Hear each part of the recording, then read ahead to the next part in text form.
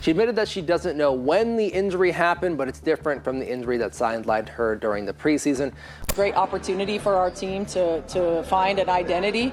It's a great opportunity for our team to play in a different way. The Angel Reese versus Caitlin Clark Part 2 will have to wait. What I'm about to reveal is not about just one player getting hurt. This is about how the WNBA's failure to protect their golden goose might have just cost them everything they've been building toward. And trust me, by the end of this video, you're going to be asking the same exact question I am. Did the WNBA create the very problem that's now threatening to destroy them? But first, let me paint you a picture that's about to get completely shattered. Just a few days ago, Caitlin Clark wasn't just the MVP favorite, she was the face of women's basketball, having what looked like a legendary season. And the biggest matchup in women's sports was just 2 weeks away. Keep that in mind because what happened on Monday changed absolutely everything. But before we get to the content, make sure you drop like, subscribe, and turn on our notifications to get the latest basketball news to your device. And now that we get all that out of the way, cue the intro.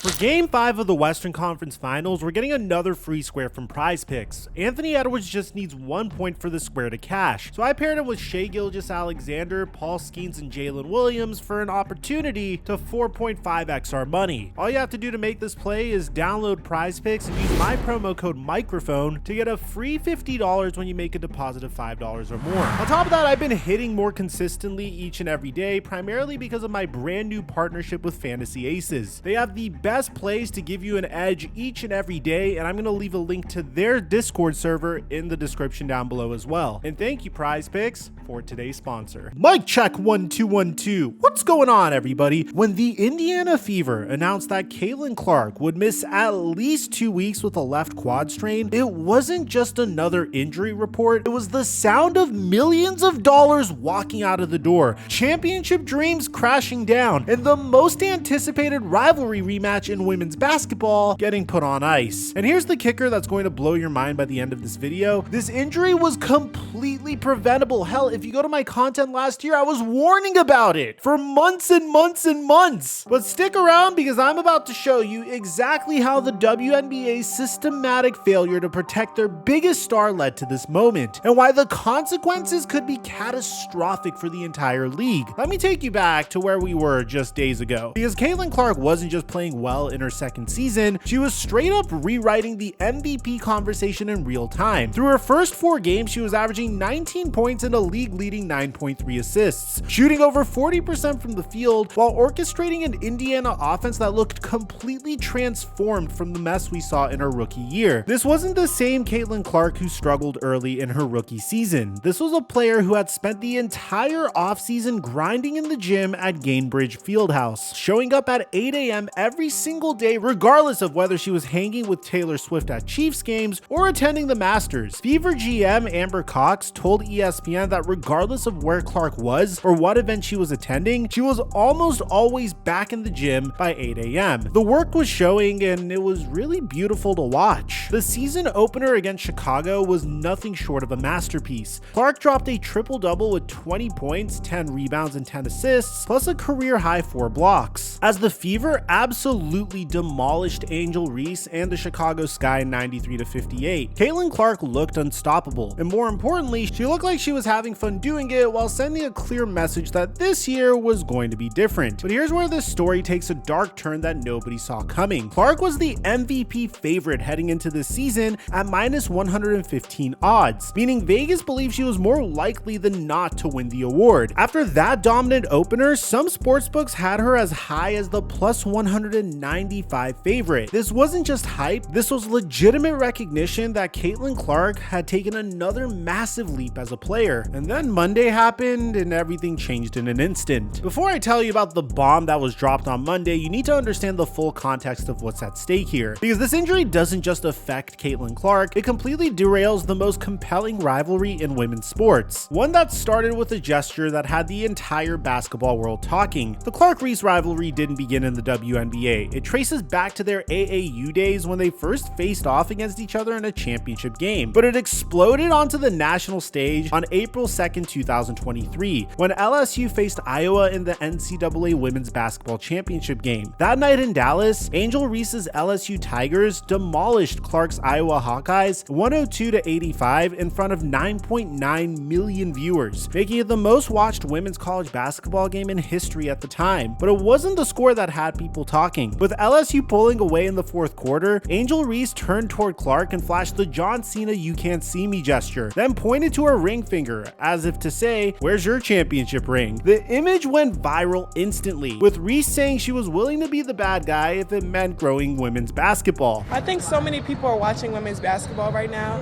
It all started from the national championship game. I'll take that role. I'll take the bad guy role, and I'll continue to take that on. And I know I'll go down in history. I'll look back in 20 years and be like, the reason why we watching women's basketball is not just because of one person. It's because of me too, and I want y'all to realize that. But here's what made it spicier. Clark had used the same gesture earlier in the tournament against Louisville, so Reese was essentially throwing it right back at her. The basketball world lost its mind, with debates raging about sportsmanship, trash talk, and what this meant for women's basketball. But the story was far from over. Both players returned for their senior seasons, setting up what everyone knew would be an inevitable rematch, and boy, did that rematch deliver. On April 1st, 2024, in the Elite Eight, Iowa got their revenge. Clark dropped 41 points to lead the Hawkeyes past LSU 94-87, sending them to the Final Four while ending Reese's college career. The game drew 12.3 million viewers, shattering the previous record and making it the most watched women's college basketball game ever. After the game, there was a moment of mutual respect between the rivals. Clark told Reese to continue to be a great player, and Reese responded the same way. LSU coach Kim Mulkey even joked to Clark,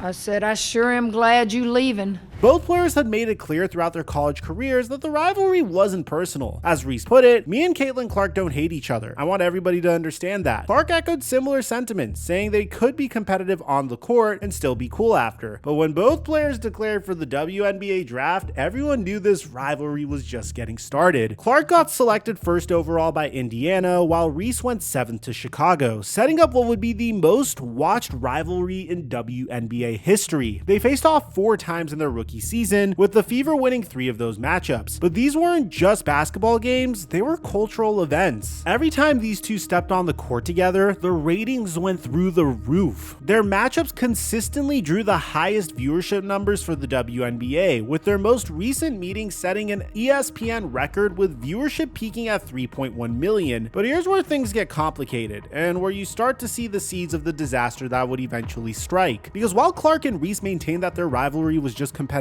basketball, the intensity on the court was reaching levels that made people uncomfortable. And it didn't always necessarily have something to do with Angel Reese and Caitlin Clark. I mean, Caitlin Clark was getting absolutely destroyed whenever she would step foot on a basketball court. And for some reason, the WNBA opted to not have Caitlin Clark play in the Olympics, even though she was clearly the biggest draw in women's basketball. But most recently, on May 17, 2025, in their season opener, Clark committed a flagrant foul on Angel Reese during the third quarter, slapping her arm hard enough to knock her to the floor. Reese immediately got up and tried to confront Clark before Indiana's Aaliyah Boston stepped between them. The refs upgraded Clark's foul to a flagrant one after review. While both Reese and Boston received technical fouls for the aftermath, Clark insisted it was just a take foul to prevent an easy basket, saying this: I wasn't trying to do anything malicious. That's not the type of player I am, so. Reese kept her response simple. Basketball player,